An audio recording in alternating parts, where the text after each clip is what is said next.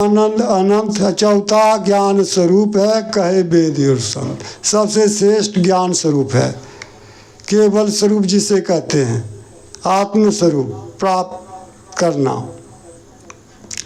ज्ञान दिशा आवत कठिना, बिरला जाने कोई। ज्ञान दिशा जब जानिए, जीवत मृतक धोय। ज्ञान दिशा प्राप्त करना अत्यंत कठिन है। ज्ञान दिशा आवत कठिना, बिरला जाने कोई, करोड़ों में एकाक जानेगा। ज्ञान दिशा जब जानिए, जीवत मृतक दो, जिंदा मर जाइए तभी सही ज्ञान प्राप्त होगा। समाधि की अवस्था जब तक नहीं प्राप्त होगा तब तक आत्मज्ञान संभव नहीं है। इसी को कहा गया जिंदा मर जाना। और यह युक्ति कैसे प्राप्त होगा, इसीलिए कहा गया है अहं तत् ओंकार भो, जिनते तीनों देव। अहं तत् ओंकार भो, जिनते तीनों देव। उन जिनते तीनों देव, अहं तत् ओंकार भो, जिनते तीनों देव। उनके परे जो आत्मा अगम अगोचर वेद। अहं तत्व जो है ओंकार है, जिसे सृजनहार कहते हैं, और उससे त्रिदेवा उत्पन्न हुए हैं। आदि माया जो ब्रह्मा विष्णु महेश को उत्पत्ति की, ये तीनों गुण के प्रतीक हैं। ब्रह्मा रज गुण के प्रतीक, शंकर तमोगुण के प्रतीक, और विष्णु सतोगुण के प्रतीक। आज तीनों को उत्पन्न करने वाले आदि माया दुर्गा है, माँ अष्टंग, या पिता इनके निरंजन है। सोचने की बात है।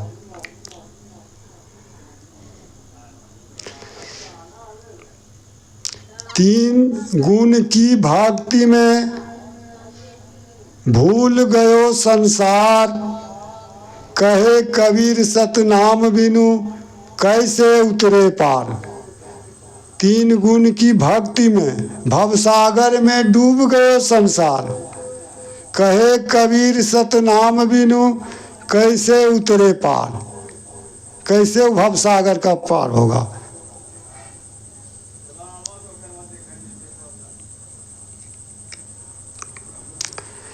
इसीलिए आप भक्ति के बारे में सुने। राम भक्ति चिंतामणि सुंदर, बसै गरुड़ जाके और अंतर। परम प्रकाश स्वरूप दिन राति, नहीं कछु चाय दिया घृत बाती। राम की भक्ति जो है चिंतामणि है।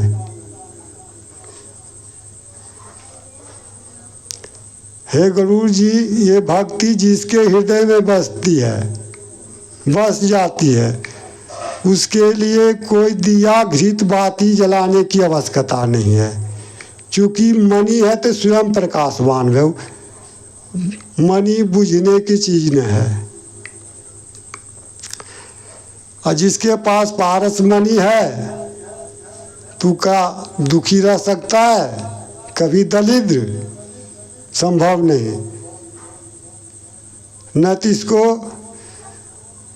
कोई लोभ रूपी बात बुझा सकता है, इस बाती को, मणि को कोई नहीं बुझा सकता है।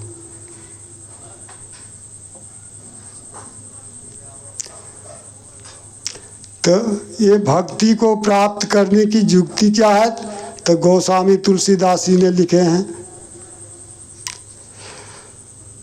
अहिमह रुचिर सप्त सोपाना, रघुपति भगति केरी पंथाना। यही महरुचिर सप्त सोपाना, रघुपति भगति केरी पंथाना। 7 सीढ़ी है भक्ति को प्राप्त करने के लिए, वो हमारे शरीर के अंदर है, बाहर नहीं है। वो सीढ़ी क्या है तो सुन लीजिए। 7 सीढ़ी। हमारा ये स्थूल शरीर है, शरीर 7 भागों में बटा गया है। पहला है भाव शरीर, जिसको भौतिक शरीर भी कहते हैं, और इसका विकास 1 वर्ष से 7 वर्ष की अवस्था तक होता है। जैसे बच्चे का अवस्था, बालकपन, जन्म से लेकर 7 वर्ष तक की अवस्था को भाव शरीर कहते हैं। ये पहला शरीर हुआ, 7 भागों में बटा गया। दूसरा काम शरीर है, 7 वर्ष से लेकर 14 वर्ष तक की अवस्था को काम शरीर कहा गया है। और इस 7 वर्ष से लेकर 14 वर्ष की अवस्था में सेक्स का विकास होता है, विषय वासना का विकास लड़के और लड़कियों में। तीसरा शरीर सूक्ष्म शरीर है। पहला भाव शरीर, भौतिक शरीर, दूसरा काम शरीर, तीसरा सूक्ष्म शरीर है, जिसका विकास 14 वर्ष से 21 वर्ष तक की अवस्था है। पूर्ण रूप से जो है बुद्धि का विकास होता है। चौथा जो है आत्म शरीर है। चौथा मानस शरीर है। 21 वर्ष से 28 वर्ष की अवस्था में मन पर काबू लाया जा सकता है, यानी मन को जीता जा सकता है। यही अवस्था में मनुष्य जवानी अवस्था में ही ज्ञान प्राप्त कर सकता है। 5वां है आत्म शरीर। 28 से 35 वर्ष की अवस्था को आत्म शरीर कहा गया है। 6ठा है ब्रह्म शरीर। 35 से 7 वर्ष जोड़ दीजिए, 42 वर्ष तक की अवस्था है।